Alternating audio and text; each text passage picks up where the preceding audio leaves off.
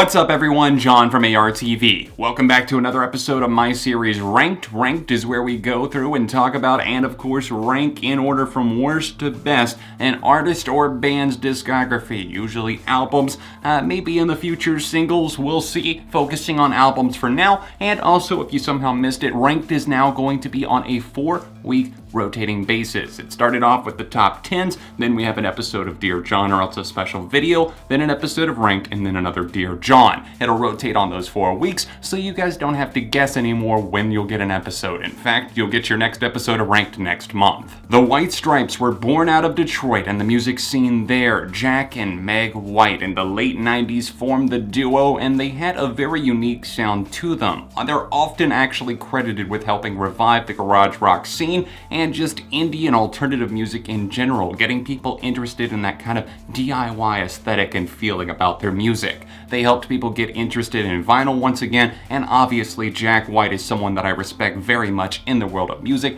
I think he's a musical genius, and I love the things that he's created, especially with the White Stripes. I did my top 10 White Stripes last year, so if you would like to see that video, please check it out in that card right there, or at the end of this video once you get done watching, it'll be in the outro screen. Today I will be ranking all 6 of their studio albums from worst to best, and keep in mind that the ranking is all entirely my opinion, and also remember that it is just for studio albums. Do not be asking where is Under the Northern Lights, where is this live album, where is this compilation of demos. It's for studio albums only, and that is all. Sorry to go all school teacher on you, but people continually ask me these questions and scream it in the comments, and I know that even though I say it in this video, people will still ask. I'm just putting it out there for people who genuinely want to know what I'm basing these rankings on. Anyways, please leave a like on this video today, and if you're able to, help support me on Patreon. It's that top link down below. These ranked videos especially are a ton of work, and for all of the effort that I put into the channel, if you're able to support, it really does help, especially since YouTube loves demonetizing my content.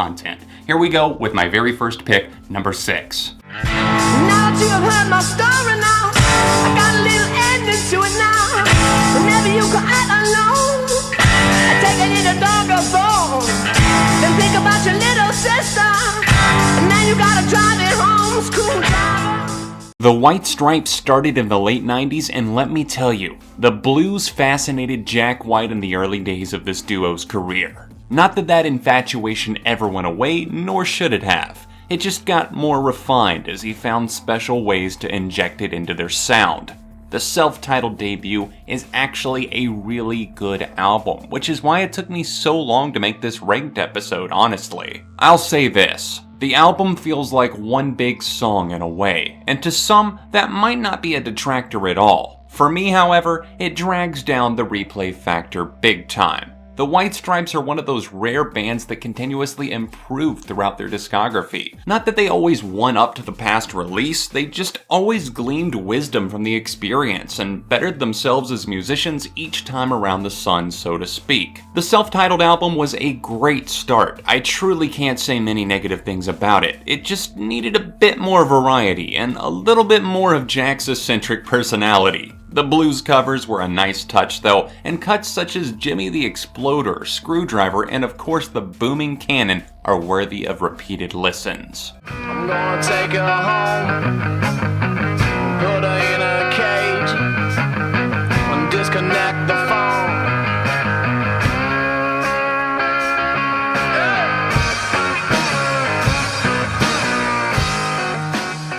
Slow, brooding, melancholic blues with a slew of slide guitar effects dominated the overall soundscape of the White Stripes' second album, kinda like it did on the first. The style, in my book, honestly, isn't that far off from their debut, and was a toss-up between who would take the bottom spots on my ranked list. I like a fair deal of moments like the piercing Jumble Jumble, the always memorable Little Bird, and of course the sweet little gem Apple Blossom that I have always cherished and still a favorite of mine to this day. I've got some early favorites and fond memories associated with checking this album out from the library as a kid, falling in love with many of the songs, and for that reason, I'm always inclined to cut it some slack for perhaps maybe being a bit too samey throughout. I'd be curious to know what everyone else thinks about this style though. It's one of those that I feel like doesn't get talked about nearly as much as some of their later records or even the debut.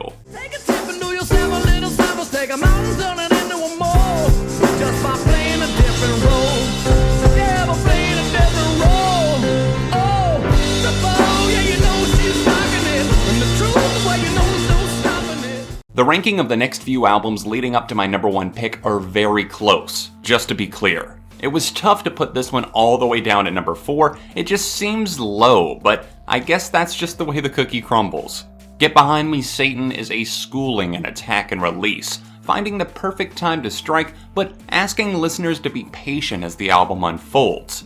It can feel sparse, bloated, and uneven, but I urge you to listen with an open and clear mind. It might take time, but eventually, I think you'll come to appreciate the classic tendencies of Instinct Blues, the cheeriness of Little Ghost and just how oddly fun that one is, and the undeniable catchiness of course, the mesmerizing Denial twist. I won't spoil my top 10 White Stripes video if you've yet to see it, but rest assured, that track is somewhere on there. I've yet to find a song like it. It's fast-moving, off-the-tongue chatter that relies on the kicking drum and piano to drive it forward, but at the same time it feels rooted in something else entirely. Just a wonderful song. There's a weird chemical balance between everything they had tried up to this point in their discography, mixed in with traces of a newer, more impactful sound, but also more brooding in a way. I'm still a massive fan of this record. Take, Take, Take is way underappreciated. My Doorbell is a blast and should have been a much bigger hit. And come on, if you're still sleeping on the rest of this record, including the truly incredible Red Rain, it is time to change that swiftly. The feelings that you have for me have gone away, it's plain to see. And it looks to me that you're pulling away. I'm gonna pick it up. I'm gonna pick it up today. If you asked me on the spot to summarize the vibe of White Blood Cells, I'd probably say something like, it's a series of cutting fight songs from an intellect who just started to figure things out. After 2 records, it was time to get fired up and truly make the White Stripes stand out. They were on the cutting edge of doing so, but White Blood Cells was that final push that made them the legends that they are in the world of garage and alternative rock music. Even if you think you haven't heard songs from this record, I can pretty much guarantee that you have. Fell in Love with a Girl was a screaming, wild-eyed hit waiting to happen, and We Are Going to Be Friends is so innocent, it's easy to use for pretty much any movie trailer or any movie in general that you can imagine. And that's not a slight to the Stripes at all. It's actually a quality that I admire and truly miss in music, that knack for writing a truly sweet song that can be passed down to future generations. The guitar work here is definitely something to focus on, as I truly feel like Jack White is one of the greatest, if not the greatest guitarist of the 21st century. His passion and technicality for the art of guitar are absolutely felt here. It's woven into the DNA of every single song. You may know and love the, of course, excellent singles Dead Leaves in the Dirty Ground and Hotel Yorba, but if you're looking to dip your toes further into White Stripes territory, you have to hear I Can't Wait, I Think I Smell a Rat, The Union Forever, and of course the smashing and excellent Offend in Every Way. And this old man in front of me, wearing canes and ruby rings, is like a tang an explosion when he sings. And with every chance to set himself on fire, he just ends up doing the same thing.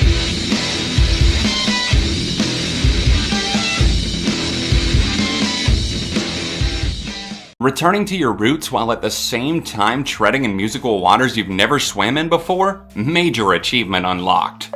Icky Thump is a much happier record thematically, which automatically makes it easier to listen to on a recurring basis somehow. There's Celtic influences on a few of the songs, which is a really surprisingly great addition, as well as a studio-recorded version of their early career gem Little Cream Soda. That might sound like an odd combination, but hand it to a musical god like Jack White, and he somehow makes it work. We can't deny Meg's impact here either. Her drumming style single-handedly makes some of these songs, adding a bit of bombast to act as new life here. The blues are ever present here as well. In fact, one song has it in the title and hits you at about 300 miles per hour. It's also pulsating through A Martyr for My Love for You, one of the Stripes' greatest songs.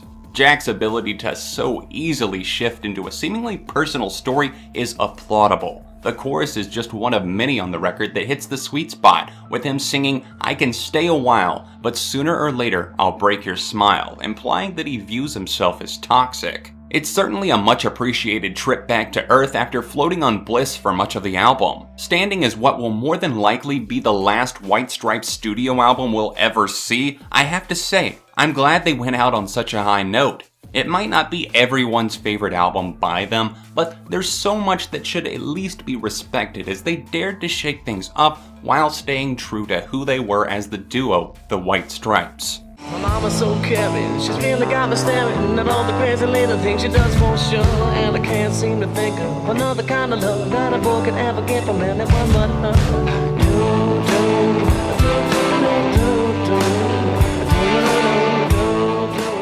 The White Stripes truly finished carving out their unique place in the world of rock and music in general with the All Circuits Go Elephant. This record fires away constantly and never misses with its intent. It's seriously a bit of a baffling sight to behold. How is it that such a seemingly shy and casual duo make explosive sounds that rival that of a five-piece band? The White Stripes' magnum opus roars with life nearly 2 decades later because of the tension, musicianship, and sheer genius that poured from the creativity that went into Elephant.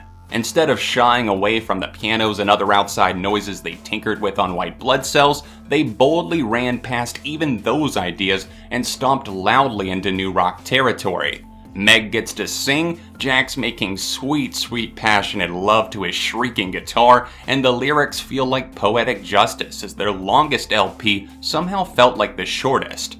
Elephant has the bragging rights of being an album's album, one that gets played from start to finish with ease due to how connected, forward-moving, yet loose and devilishly fun its songs feel. Hell, even I, a massive Stripes fan, admits that I often just casually listen to their material on shuffle, as some of their records can feel a bit tedious, especially if you're not in the mood. But that's certainly not the case with this LP here. The shuffling rock at the air near my fingers possesses a perfect finesse that's impossible not to vibe to. Little Acorns is adorably odd, Jack gets reflected on You've Got Her in Your Pocket, and Meg shines on the darker In the Cold Night. Anger slams via There's No Home for You here, and things get downright epic on the 7-minute Guitar Dream Ball and Biscuit. And don't you dare think I won't mention Seven Nation Army because it's their most well-known song. The song deserves every bit of success and merit it's achieved over the years. What a damn classic right there. If you can't tell, I'm a bit crazed for this phenomenal record and its sound overall, so I'll leave you by saying this. It's of course my favorite album, and of course, in my opinion, the best White Stripes record, and it only deserves the highest of praises. We finally made it to the end of the video. That's right, my ranked list is finally complete for the White Stripes. That is definitely one that I struggled with for a long time. It was a very difficult list to make because the White Stripes are musicians that I have to be in the mood to listen to, even though I really love them. It's something where I didn't want to rush it because I'm not always in the mood to listen to their music. So it's finally out there in the world. Let me know what you think about my ranking in the comment section down below, and let me know how you would rank the studio albums. While you're at it, drop a like on the video to show support. If you're able to support me on Patreon, it's that annotation in the corner of the screen right over there. If you would like to see my top 10 White Stripes video, which I highly recommend watching, it's right over here. If you want to see a Jack White review, tap right over here. All of my social media can be found linked in the description down below. Other than that, I'll see you very soon right here on ARTV.